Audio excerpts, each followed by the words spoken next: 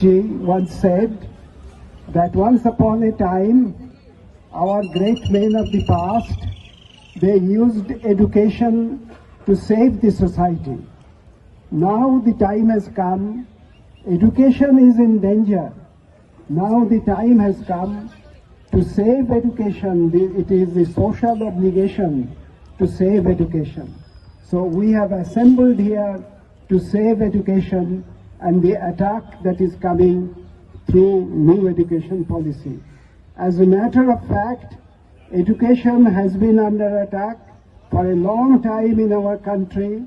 In the British period, the rulers wanted to use the education to produce slaves, to produce people who would serve the interest of the colonial powers, imperial powers. And in those days, our freedom fighters, our great leaders, our poets, including Rabindranath Tagore, they wanted to save the society through the education. And we still remember the words of Sir Ashutosh Mukherjee, who said that universities cannot be the institutions to produce slaves. And he said that clarion call, freedom first, freedom second, freedom always. So, but this new education, and then after the independence, the successive governments, through their education policies, have acted in a very consistent way that how the education or the general people can be kept away from the education, and how the content of education can be changed so that it serves the interests of the rulers. And now the final nail in the coffin comes from the new education policy 2021. I will not go into the details. I will just mention the 4 principal points on which the new education policy is attacking the people's interests, the people's cause. Firstly, through the large-scale opening the floodgates of privatization and corporatization, it is making education expensive so that a large section of the people are kept away from it. So this is a design to keep the people of our country educated, uneducated.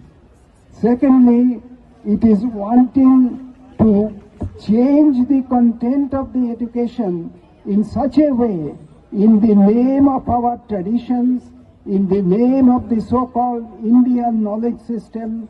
They want to infiltrate all sorts of unscientific thinking, all sorts of religious bigotry through the curriculum of education into the minds of the young students, so that they do not acquire a scientific bent of mind, an attitude of rationality, so that they can judge things for themselves.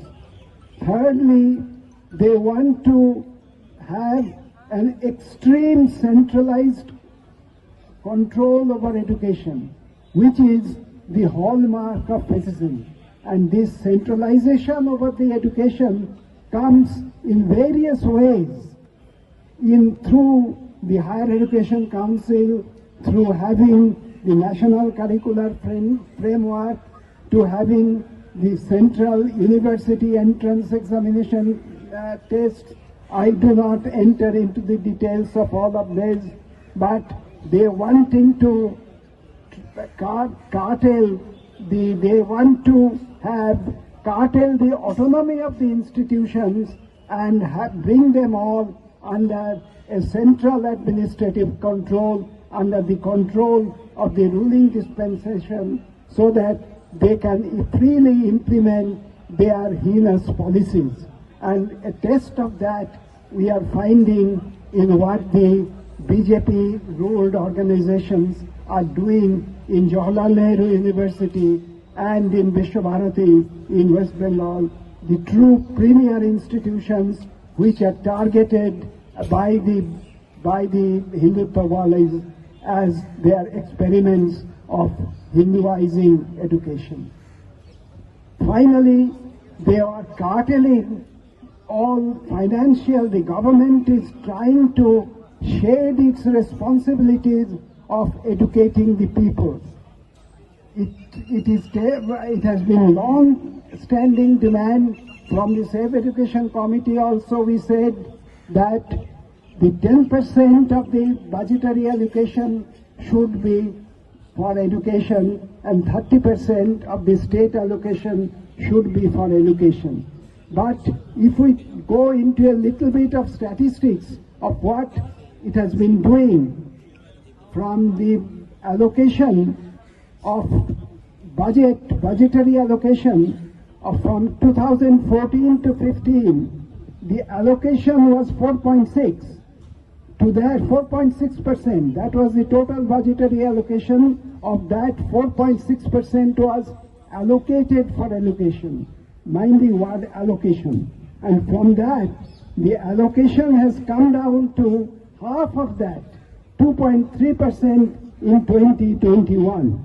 But the actual expenditure is even less than what was allocated. So in 2015-16, it was 3.7%. To 2021, it has become less than 2%.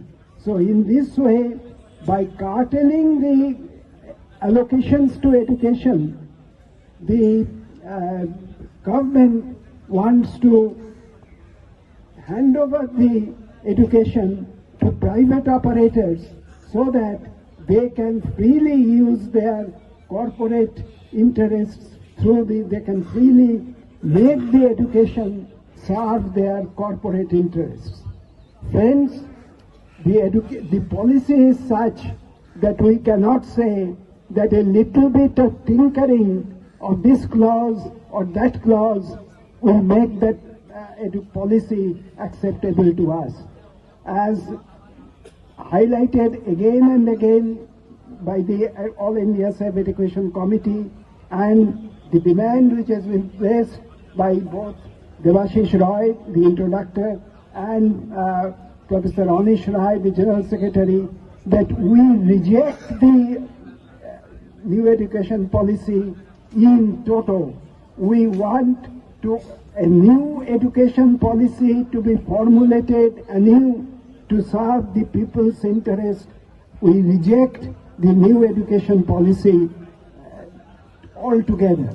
And friends, a great responsibility has come on us on the All India Safe Education Policy to carry forward this movement of scrapping the new education policy at a time when the BJP is hell-bent to implement its policies one by one in a hurry.